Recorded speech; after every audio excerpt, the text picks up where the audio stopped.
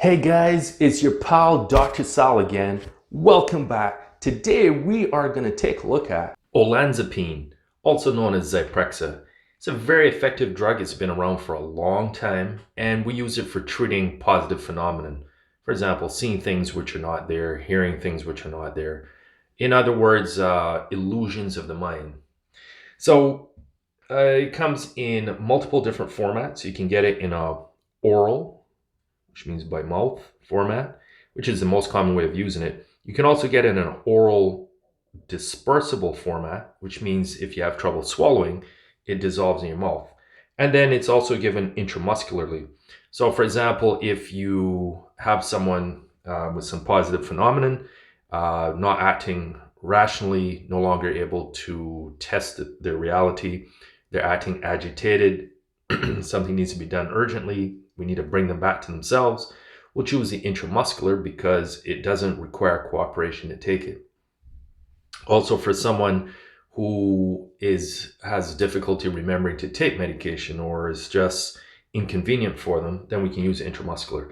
But anyway, for the purposes of this talk on Olanzapine, aka Zyprexa, we're going to be talking about the oral version. So starting dose is start anywhere from 5 to 15 milligrams, depending on the indication and the severity of the indication. So it's a little unfortunate that Olanzapine is classified as an antipsychotic, and there's a problem with that across that family group because most of them are used for much more than just psychoses. So some of the most common, the big hitters that it would be used for would be stuff like schizophrenia in all forms, bipolar disorder, mania, cyclothymia, etc., etc. Again, though, those are just the big hitters, but there's also a lot of other little indications that I use this for my patient population successfully for. For example, anxiety that I can't get under control using SSRIs. I've even used it in some patients for stubborn insomnia where I couldn't get someone to sleep on melatonin or something else gentler. So it's always an awkward conversation when I try to use it for some of these small fruits. And the person asks me, well, what kind of medicine you putting me on? And then I tell them it's an antipsychotic and things usually deteriorate from there. But what I want you to understand is just because it's classified as an antipsychotic, it doesn't mean you have to be psychotic to be on it. There's many other uses for it besides psychosis. So I just feel it unfortunate that it's named an antipsychotic, but I wasn't around when, or at least I wasn't in the field when they came up with these names. So I have to take it the way it came.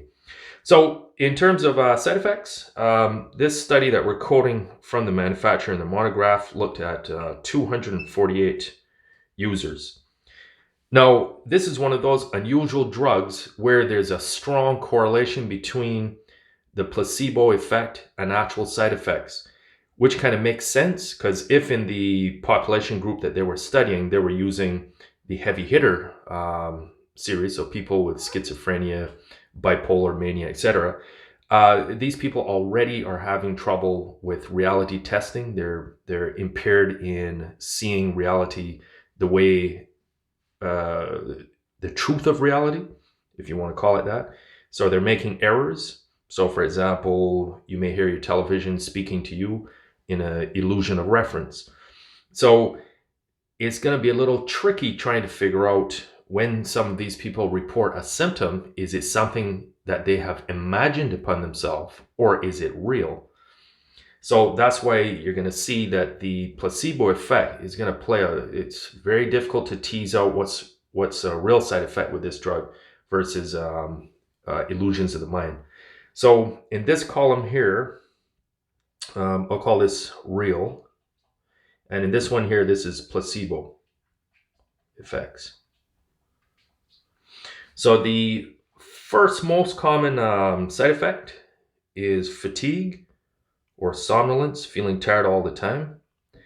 That was quoted in 26% of users and 15% placebo. So I would say the rough real incidence then must be about 10%. So 10 in every 100 people complain of some sleepiness on this drug. And that kind of makes sense because a lot of these disorders are associated with hyper arousal.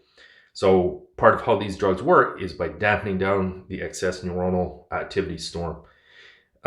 Strangely, however, on the flip side, a lot of people also complain of the opposite, agitation. That was 23%. But it wasn't really 23% because then if you look at the number on placebo that also complain of agitation, you have 17%. So to me, the real incidence is about 6%, 6 in 100 people. And again, that makes sense. These conditions are generally agitated to begin with. So it's probably not the medication causing agitation, it's probably intrinsic to the user. Next big one was insomnia. Even though I actually will use this in patients sometimes with no other mental problem other than persistent insomnia. And to see why, the users complained of 20% complaint of insomnia. When you look at placebo, that was 19%. So the real incident was only about 1%. So in other words, to me, it's an illusion. Next big complaint was feeling nervous or anxious. That was complained about in 16%. And in placebo, 14%. Or real incidence, 2 in every 100, 2%. And again, that makes sense because that's why I use this for example for anxiety, which is a nervousness disorder. I find it works really well for that. So it'd be a little surprising that this drug would make you feel more nervous. You probably were already nervous to begin with. Next up, like most drugs, it can cause headaches. And that was complained of in 17% of people. Again, if you look at the sugar pill users though, 15% complain of a headache. So that to me tells me that the real spread there is only about 2%, 2 in 100 people really actually getting a headache from it. So this is the 5 most common side effects, but there's a few other side effects that I should mention because they were nuisances or dangerous. One was weight gain. And I've seen some spectacular weight gain in a couple of patients before. It was only quoted in 6% of patients and 1% taking a sugar pill. So we're looking at about a 5% spread. But the amount of weight can be quite astronomical when it does occur. So that would be one thing to look out for. So if you're already prone to excess weight, you might want to reconsider being on this one. Or take additional measures to hedge your bets against it and offload any potential gain. So careful diet, scrutiny, exercise, etc. The next one that I've seen in some patients that's quite a nuisance is dry mouth. No, that doesn't sound that bad, but trust me, it can be quite annoying. 24 hours a day. 7% of people complain of that, 4% on placebo. So the real incidence there is 3%. Again, not very common, but when it does happen, it really drives you bonkers. Now, one side effect that you probably would not be able to notice and has to be ascertained by your prescriber is increase in liver function numbers. So in other words, liver strain. So one measure, I'm not going to go into this, but it's called ALT, was increased in about 8% of users as opposed to 2%.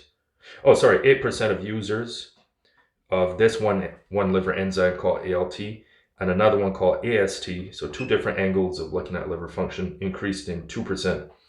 So generally that doesn't necessarily mean a deal breaker, but for example, if somebody's also an alcoholic or already had liver disease or liver failure or liver cirrhosis or something, they might want to reconsider being on this and probably make their prescribing physician aware of this. So ladies and gentlemen, in general, pretty effective and real side effect rates pretty low once you realize that there's a large placebo effect in reporting of the side effects. So overall, I've had really good success with many patients on this. And if you're about to embark on it, I hope this degrades some of the nervousness you feel about trying it. And good luck, and I'll be in touch again soon. Bye for now. Thanks for watching. Get notified of new videos. Subscribe now.